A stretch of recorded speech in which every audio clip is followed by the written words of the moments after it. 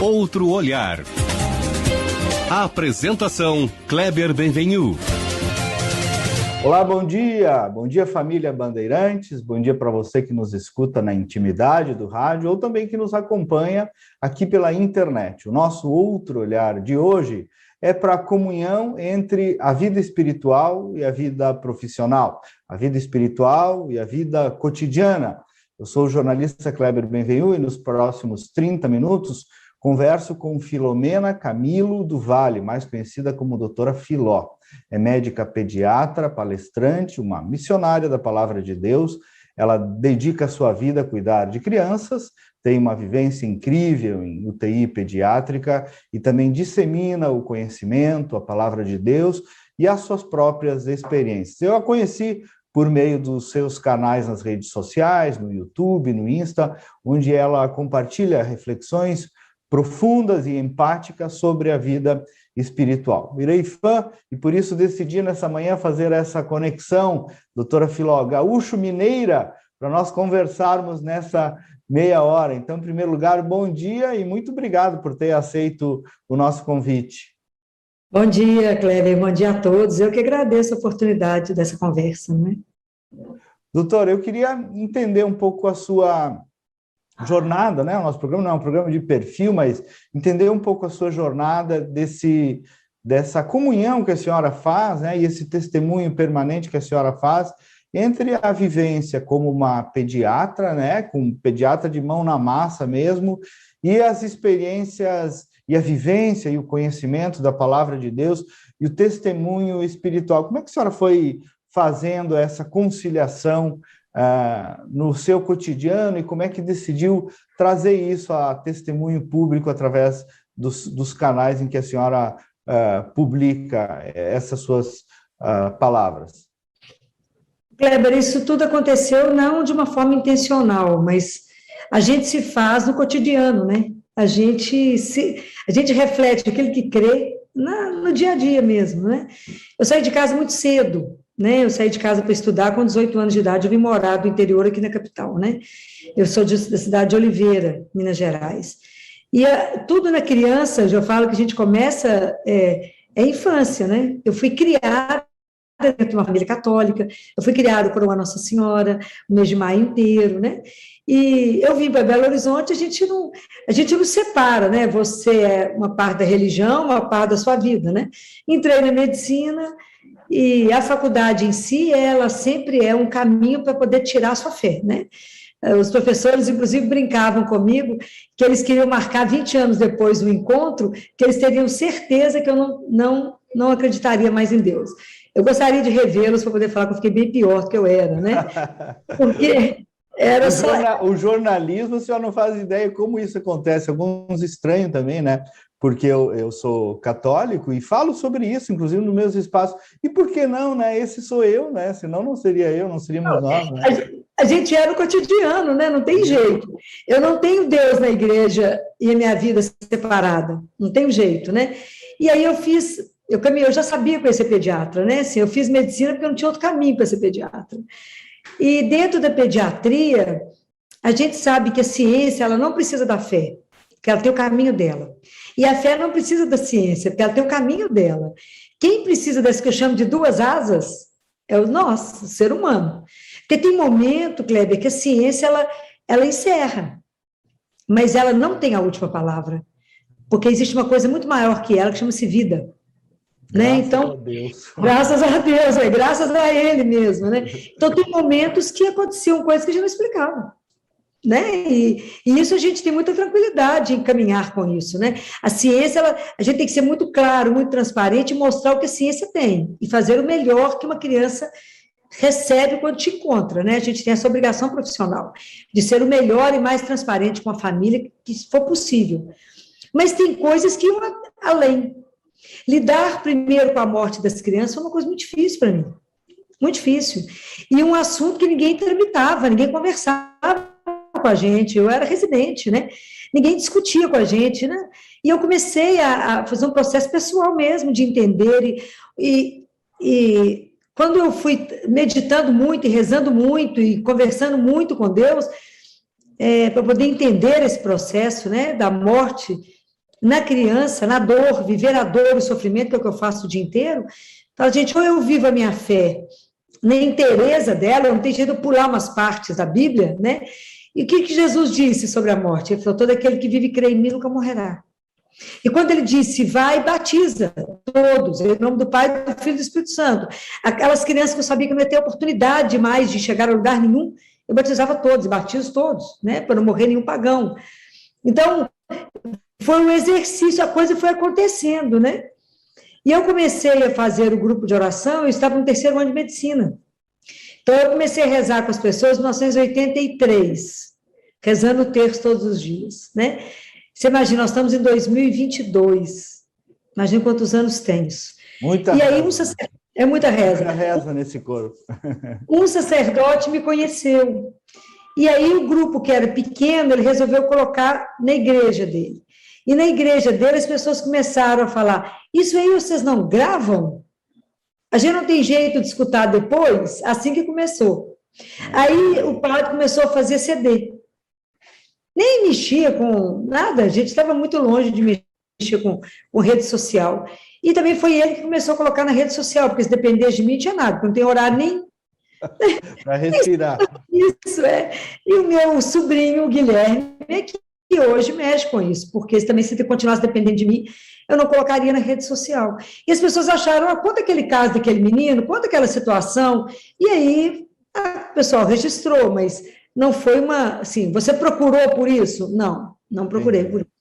Agora, doutora, permeando todo o seu conteúdo, tem duas coisas que eu acho, assim, pontuais e centrais, biblicamente, mas também relevantes para a atualidade do seu testemunho e que a sua experiência nos coloca muito perto.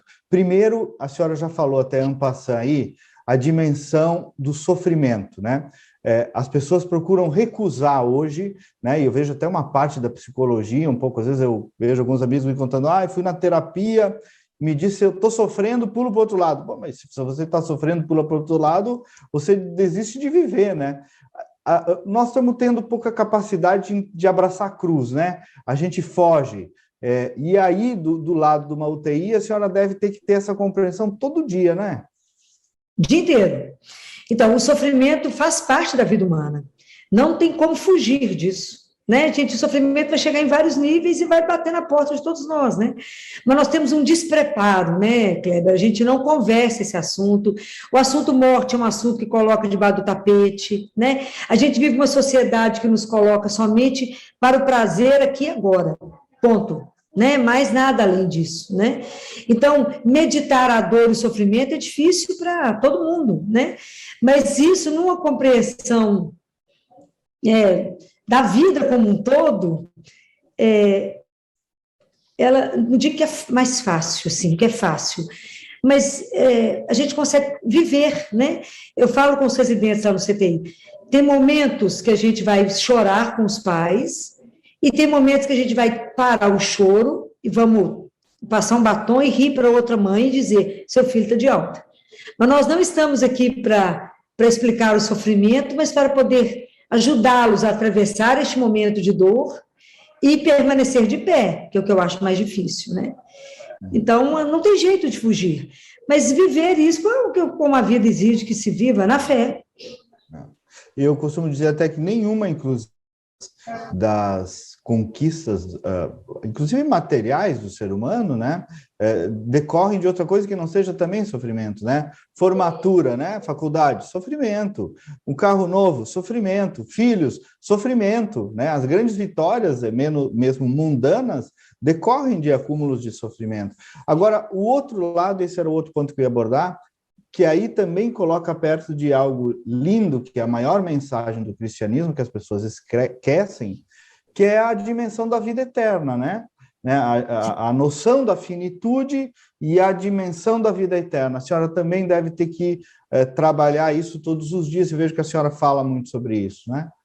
Porque, na verdade, a consciência de vida eterna não é uma vida que começa depois da morte. É uma vida que começa a partir do momento que você tem consciência que você tem Deus na sua vida. Que a sua qualidade, você tem uma vida para viver antes da morte, né? E é essa vida que a gente tem que trabalhar com uma qualidade pelo fato de estar na presença de um Deus que é vivo, né? Aquela frase que Deus Pai fala para Abraão, uma frase que mexe muito comigo, anda na minha presença e ser santo.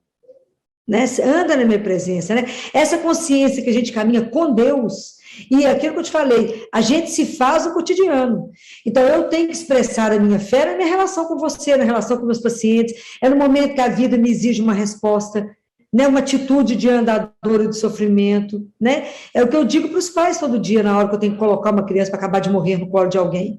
Eu falo, primeiro, que a morte não tem a última palavra. Jesus venceu a morte por nós.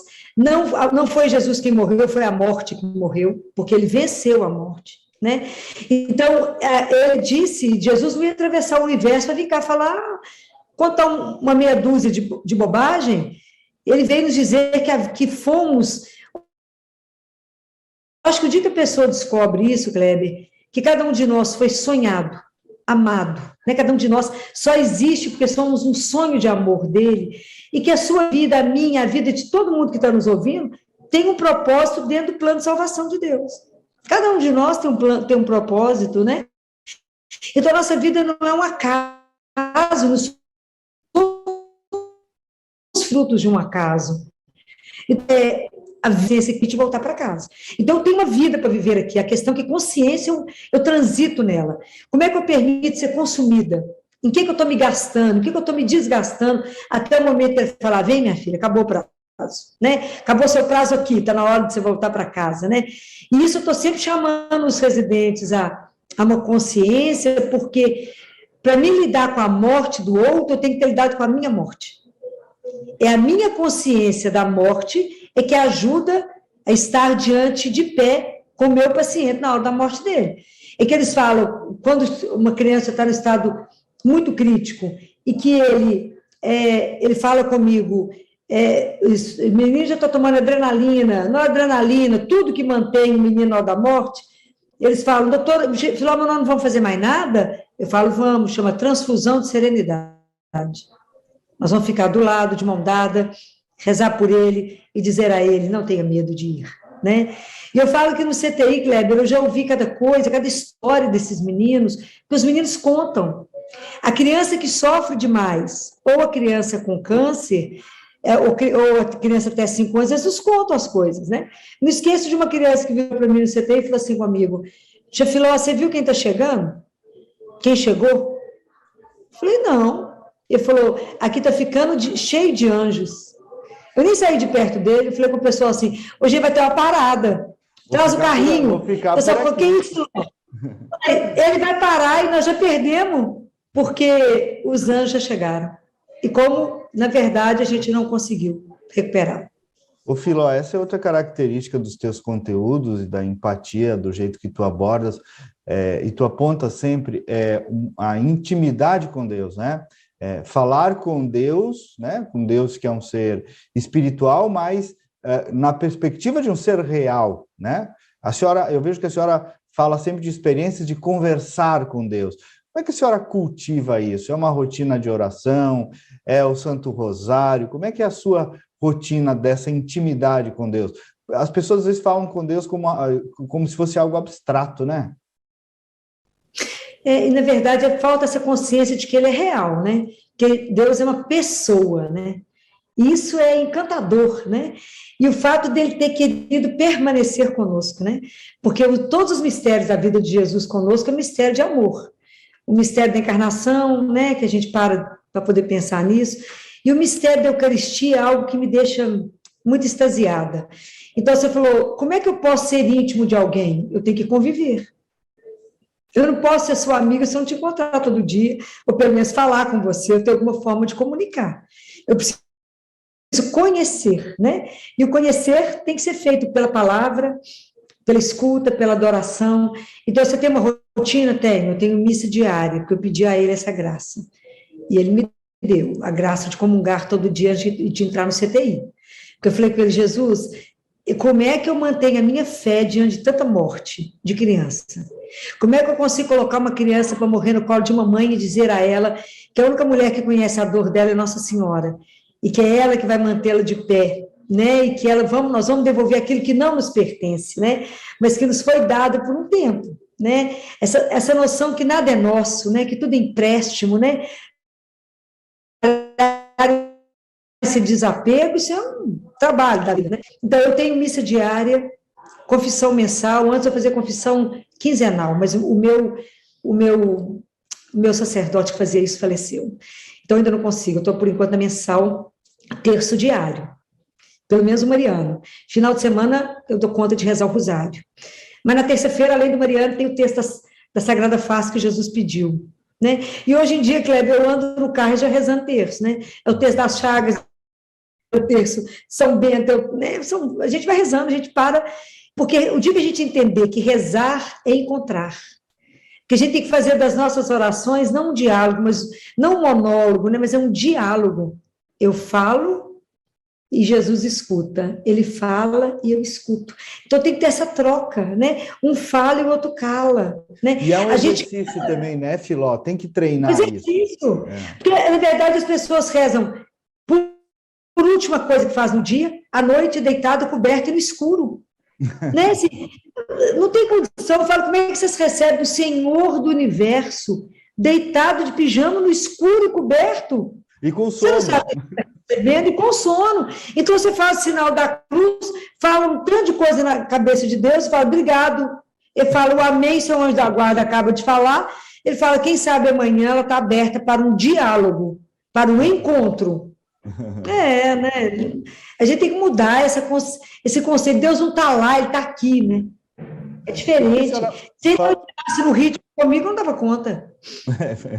Eu vi que a senhora falou um dia sobre saúde espiritual, né? Como é que a senhora define ou explica o que é a saúde espiritual? É porque, na verdade, é tão bacana que até a Organização Mundial de Saúde já mudou o conceito, né? Que a saúde é um bem-estar físico, mental, emocional e espiritual.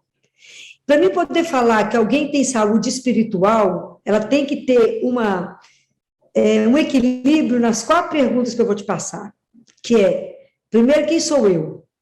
E aí, se as pessoas perguntam para você assim, quem é você, Kleber? Você fala, eu sou jornalista.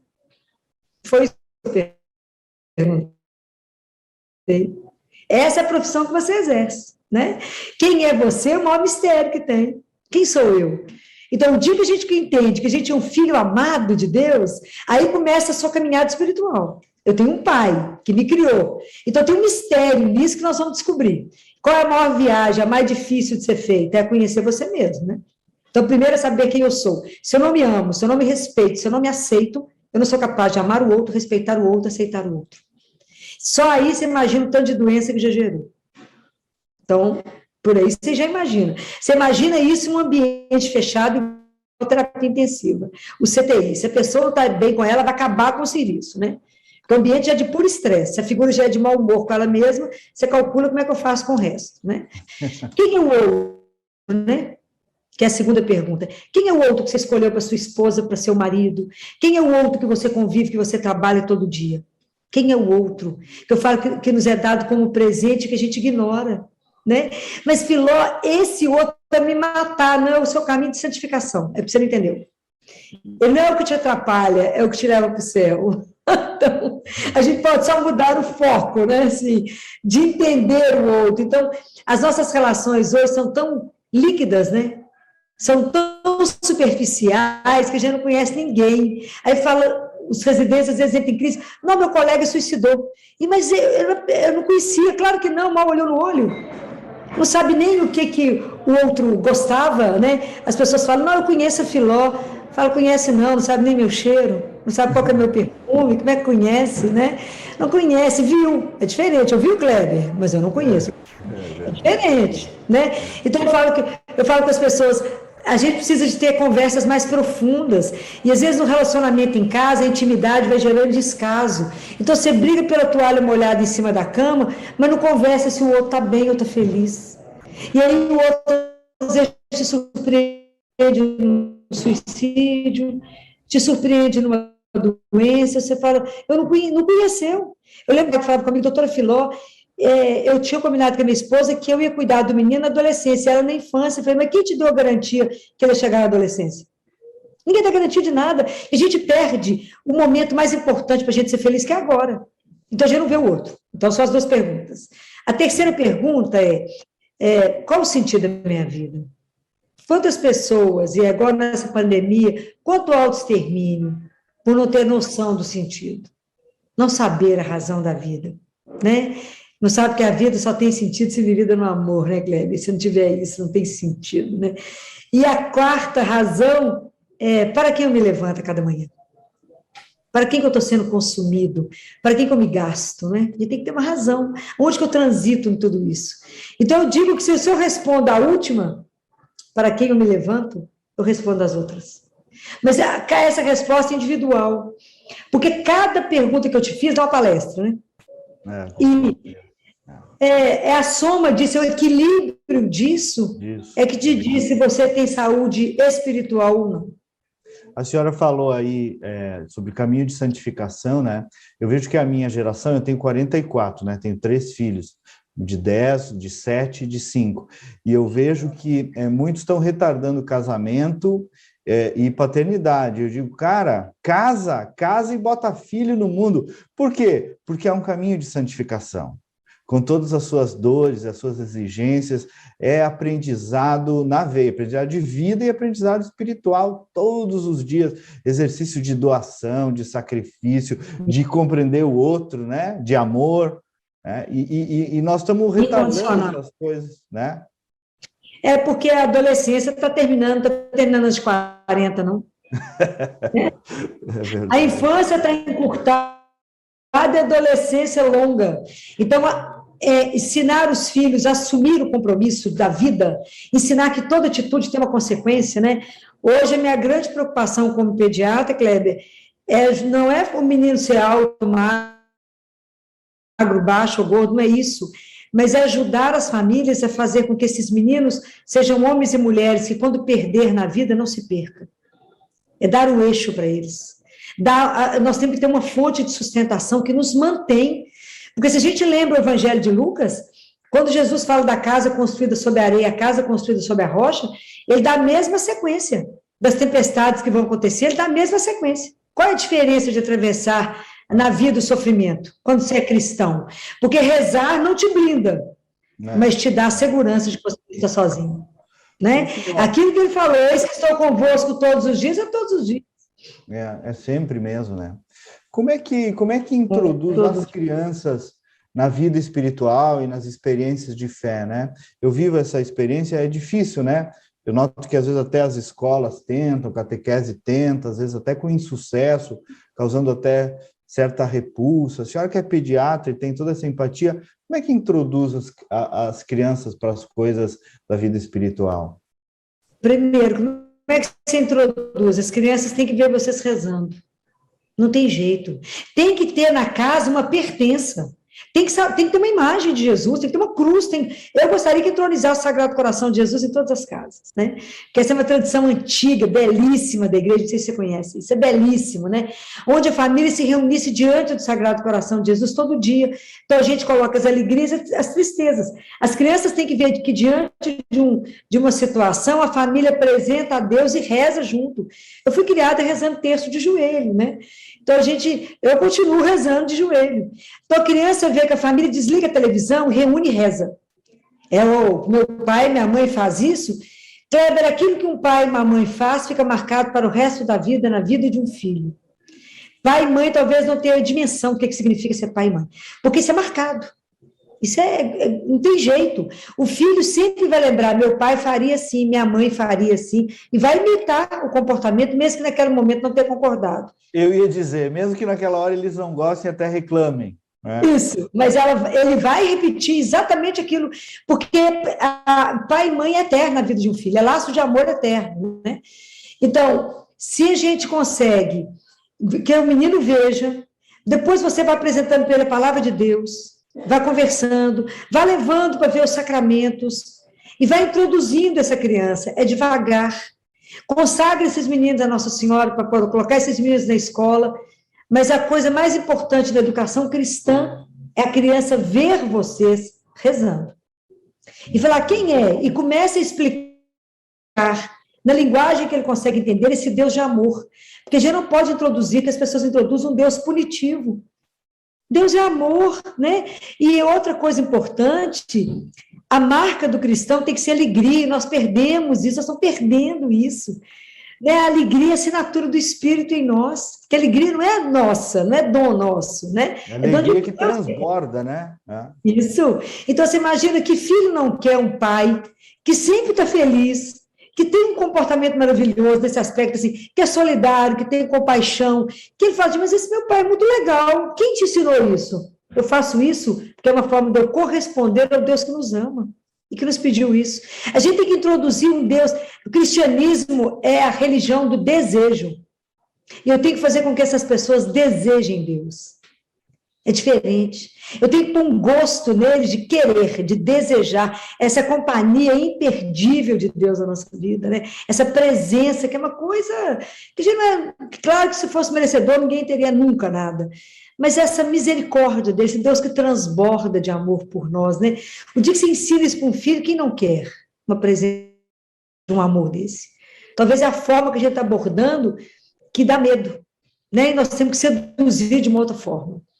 Nós temos que seduzir pelo amor. Uma gota de mel atrai mais do que um pote de fel, guarda isso. Muito bom.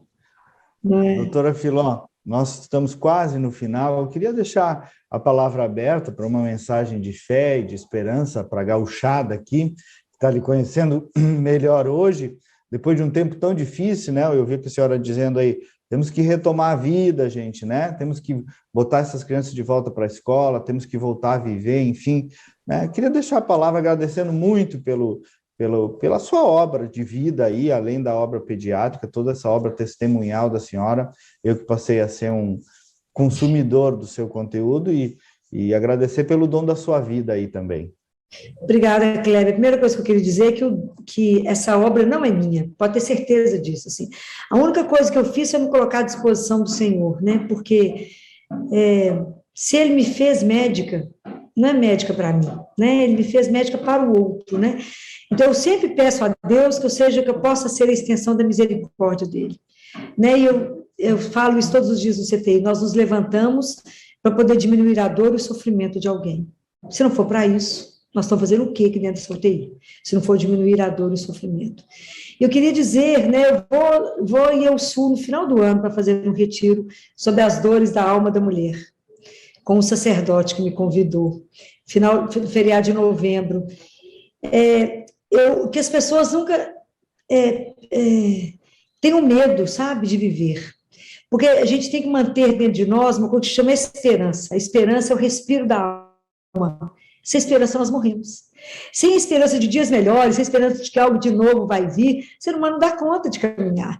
Nós sofremos muito nessa pandemia, né? De perder o contato físico, né? Não poder ver uns aos outros, foi muito difícil. Então, que a gente possa voltar, primeiro ter a alegria de ser chamado à vida, né?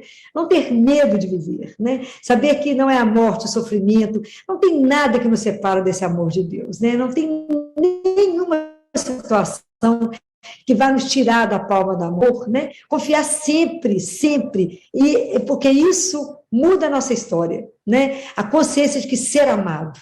Então, aceite esse para mim, que o primeiro mandamento de Deus não é amar a Deus, é permitir ser amado por Deus, né? Como é difícil quando Deus fala assim, quando alguém fala com você, se eu te amo, já não sabe o que faz, né? E isso é Deus falando, né? Ele nos ama. Então, é viver essa aventura de um Deus que é real, ser grato por existir, por ele ter te feito, né? Por ele ter uma proposta na sua vida. Né? A gratidão ela não é uma coisa normal do ser humano, mas caminhar com gratidão em vez de ressentimentos é uma proposta maravilhosa de vida, né? Agradecer por tudo, ter um olhar de um Deus que está sempre com o olhar pousado conosco, né? e estar à disposição dele. Fala, Senhor, me ajuda a viver com alegria, viver com gratidão, me ajuda a enfrentar os momentos difíceis da minha vida com a certeza da sua santíssima presença, né? E manter no meu coração essa esperança, não estar desanimado, que é a ausência do ânimo em mim, né? Não ter o espírito abatido, porque as duas imagens que nos remete a isso na Bíblia é a mulher encurvada, que Deus cura, e o homem da mão seca, né? Pedir a Ele que nos mantenha ereto, na certeza de que temos um Pai, caminhamos na dignidade de ser filho de Deus, né? E essa é uma consciência que eu gostaria que todo mundo tivesse, sabe? Começar a se abrir para isso. Entender, eu sou um filho ou uma filha amada de Deus. A partir dessa consciência, a sua vida espiritual se abrirá. E você vai temer o quê, se você tem medo, se você é filho de Deus? Temer nada. Se Deus é por nós, quem pode ser contra? Tudo posso naquele que me fortalece, né? Doutora Filó, obrigado, Deus abençoe. Eu que agradeço, Cléber, muito obrigada, viu, pela oportunidade. Um grande abraço para vocês. Abraço a todos os gauchenses que nos ouviram, né? Adorei muito fechar obrigado. Com esse processo, bem mineiro. Aqui Então, obrigada, viu? Um abraço. Queridos ouvintes... Até a próxima. Até a próxima. Nós ficamos por aqui. O programa é produzido pelos jornalistas Cassiane Osório e João Vargas, sob a coordenação da Critério, Resultado e Opinião Pública. Até o próximo sábado. Bom final de semana. Até lá.